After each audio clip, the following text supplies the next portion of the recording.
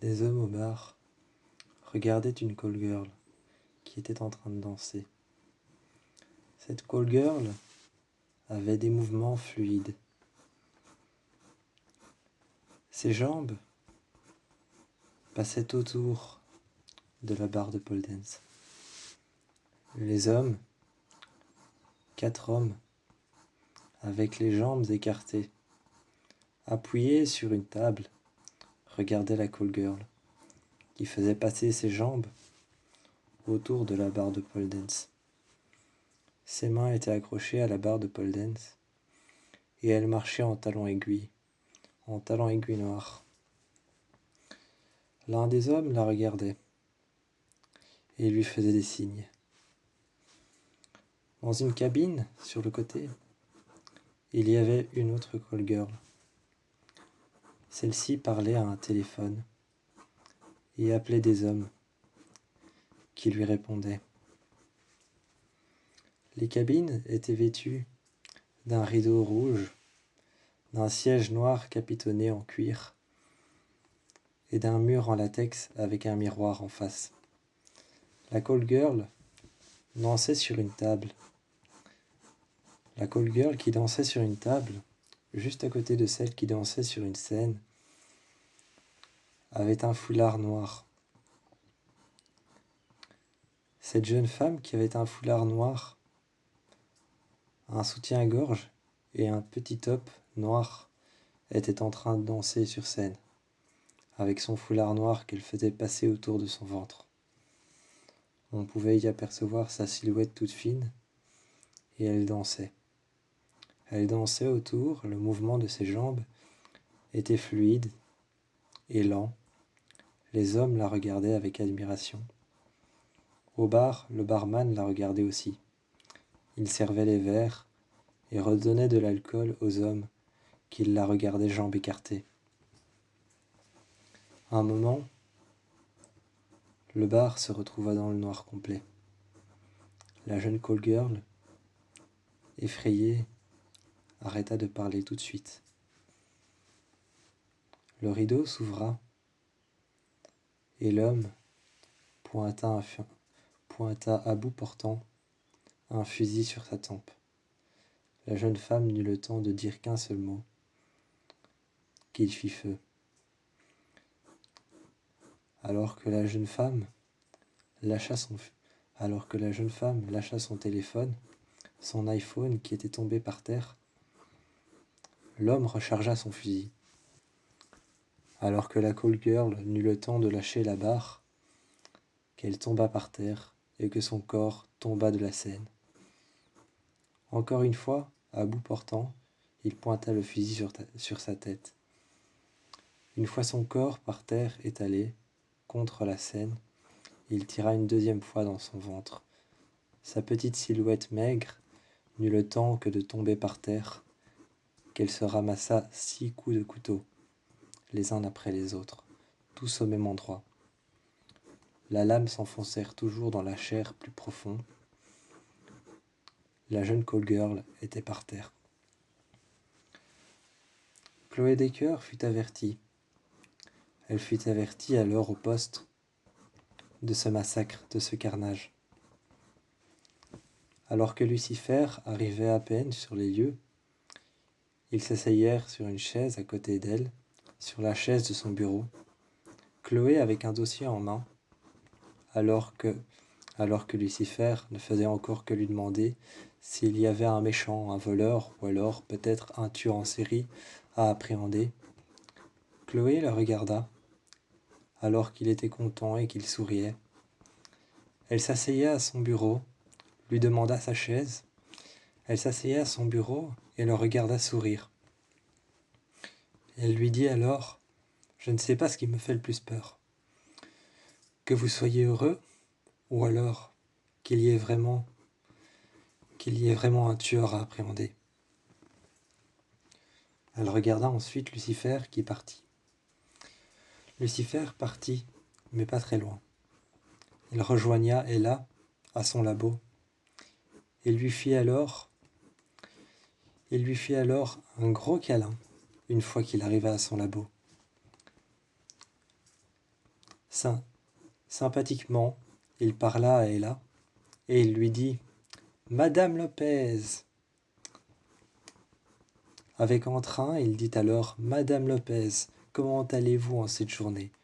Lui demanda alors « Est-ce qu'il y a un méchant ? Ou alors est-ce qu'il y a des preuves à analyser, des choses à raconter ?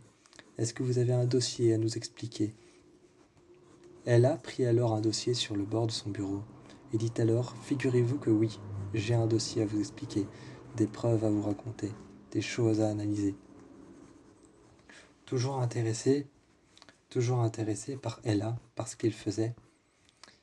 De l'autre côté, Chloé, juste à côté de Dan, était en train de regarder Dan. Derrière une vitre, elle regardait Dan et lui dit « Tu trouves pas ça étrange que Lucifer soit heureux comme ça et s'intéresse soudainement à tout le monde ?» Alors que Chloé arriva dans le bureau, dans le laboratoire de Ella, et dit alors « Lucifer, qu'est-ce qui se passe? Pourquoi vous êtes comme ça ?» Lucifer s'asseya sur le laboratoire. Ella, sur le côté, dit alors « Merci, mais mon labo. » Lucifer ne la regarda qu'un instant et dit alors « Il ne dit rien. » Il la regarda juste. Ella récupéra alors les dossiers qu'il y avait en dessous de Lucifer. Lucifer se leva et dit alors « J'ai enfin réussi de me débarrasser de l'ancêtre. J'ai enfin réussi de me débarrasser de tous mes problèmes. Mes problèmes familiaux, mon père, ma mère, tout le monde. J'ai réussi de me débarrasser. J'ai réussi à me débarrasser de tout le monde. » Chloé leva les yeux et souffla un bon coup et dit « Je ne sais pas ce qui m'étonne le plus. Que ce soit comme d'habitude que vous ayez réussi à vous débarrasser de votre père, ou alors que vous soyez heureux. » À cet instant-là, elle prit alors le dossier, et elle dit « Comme ce matin, vous m'avez demandé si on avait quelqu'un à appréhender, un voleur ou un tueur en série. C'est le cas. Il y a quelque chose qu'on doit aller voir à deux. » Sur place, Chloé trouva alors le corps de cette call girl par terre, presque éventré en deux à coups de couteau, avec une balle dans la tête. L'autre call girl, à l'intérieur de ce petit endroit d'où elle passait des coups de téléphone, avait son smartphone en main. Elle était par terre, ses jambes contre le mur, sa tête contre le mur en latex, le miroir couvert de sang, ses bras par terre avec ses deux poignets cassés, ses bras couverts de sang. Elle la regardait, et elle est venue se mettre juste devant elle, accroupie. Ella, qui faisait des photos de la première call girl par terre juste devant la scène, regardait ses vêtements couverts de sang. Elle se retourna vers Chloé et dit « C'est des vêtements noirs, ça va être difficile de repérer les endroits qui sont tachés de sang. » Chloé commença à s'approcher de la call girl et regarda avec précision les endroits qui pouvaient être tachés de sang, en regardant Ella, qui avait finement analysé ce détail. Ella regardait alors la structure de la séparation des taches de sang sur le sol, qui séparait l'endroit dans lequel se trouvait la call girl avec le téléphone et la call girl avec la barre de pole dance. Il y avait des traînées de sang sur le sol. Les traînées de sang amenaient les deux call girls jusqu'au bord de la scène. Ce qui voulait dire qu'il y avait une mise en place. Il y avait eu une mise en scène, une mise en place des corps. Chloé, qui analysait finement la scène, regardait alors les traces de sang. Sous ses yeux, Ella lui faisait tout un spectacle, comme quoi ils avaient été tirés comme ça, imitant sagement le tueur. Elle lui faisait tout un spectacle disant que le tueur avait tiré les deux call girls jusqu'ici et les avait posées comme ça, et que la deuxième avait été tirée jusqu'à son petit endroit là où elle passait les coups de téléphone, jusqu'à cette cabine téléphonique. Elle avait été tirée jusque-là. Ella finit alors de lui montrer ce que le tueur avait fait sous une mise en scène explicite et bien expliquée et bien montrée. Elle mima le tueur et s'arrêta. Chloé dit alors, en faisant une expertise, Si le tueur a déplacé les call girls et les a tuées avant, en les positionnant de cette manière-là, c'est qu'il voulait faire passer un message. Lucifer regarda alors le massacre. Ensuite, il regarda les murs et il regarda ce sex club, regarda les murs, le massacre. Il s'asseyait par terre un instant, accroupi, comme des cœurs qui analysaient finement les détails du meurtre. Lui, par contre, dit à la call girl, « C'est tellement dommage. Si t'étais encore en vie, je t'aurais peut-être encagé. » Regardant ensuite les murs, et dit, « C'est dommage, c'est dommage, c'est dommage. » Chloé lui dit, « Comment ça, c'est dommage ?» Elle regarda ensuite, balayant la pièce des yeux. « Ah oui, vous dites ça pour le nightclub, vous dites ça pour le sex club, vous dites pas ça pour les personnes qui sont mortes. » Lucifer s'exclama alors tout de suite. « Mais bien sûr que je dis ça pour le nightclub.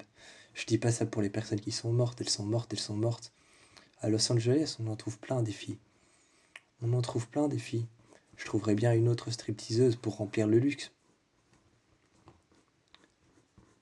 C'est alors sur la scène de crime qu'arriva Mézikine avec ses 2 couteaux. Elle fit tourner ses couteaux et Ella se retourna avec son appareil photo.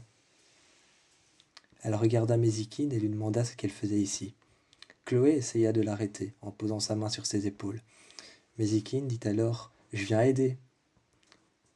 Faisant tourner ses couteaux en main, Lucifer arriva et dit « C'est gentil ma petite démone de l'enfer, mais on n'a pas encore besoin de toi. » Mézikine recula et se mit alors contre le mur, disant alors à Chloé, en s'avançant d'un seul pas, « Oui, mais vous avez toujours besoin d'une prime. T'oublies que je peux repérer et trouver les tueurs. » Chloé s'avança et dit, « Oui, merci, mais on n'en a pas besoin maintenant. On a Ella qui est en train de travailler. » Mézikine regarda Ella et dit alors, « Hélène, tout ce qu'elle fait, c'est prendre des photos. Moi, je peux vous les trouver et vous les ramener. » Chloé dit alors, « Merci, mais non. » La poussa à l'extérieur, derrière les bandes jaunes, et lui dit alors, « Reviens après, on aura peut-être besoin de toi. » À l'intérieur de la salle, là où ils analysaient tous les crimes et tous les meurtres, ils en parlaient avec Dan. Un meurtre organisé, une mise en scène, un tueur en série qui ne tue que des call girls, qui ne s'attaque que au sex club et que au nightclub. Lucifer se leva un moment, regarda par la fenêtre et dit alors en regardant les fauteuils vides sur lesquels il y avait les preuves, il prit les preuves en main et regarda les call girls qui avaient été tuées. Il regarda les plusieurs sex clubs qui avaient été touchés par le tueur en série et dit alors, « Si c'est comme ça et s'il y a quelqu'un qui s'attaque au sex club et qui s'attaque au call girl, je vais devoir fermer le luxe. En tout cas le boucler pendant un moment. » Chloé se retourna vers lui et dit alors, « Tu peux arrêter s'il te plaît ?» Lucifer, outré, se mit alors sur une chaise et dit, « Mais je ne fais que protéger mon nightclub.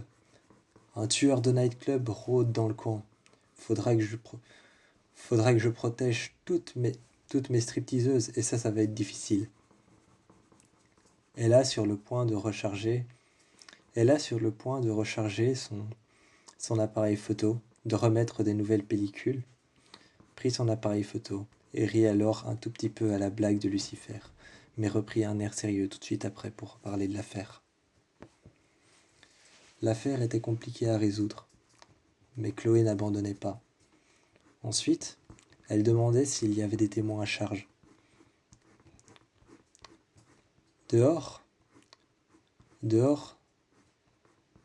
il y avait 2 filles qui attendaient sagement sur une chaise.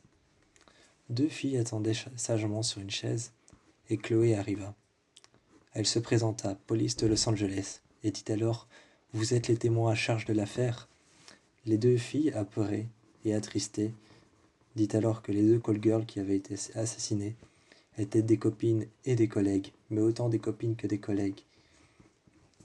Elle dit alors leurs noms, Stéphanie et Bianca, qui avaient été tuées toutes les 2. Les deux jeunes femmes se nommèrent elles-mêmes.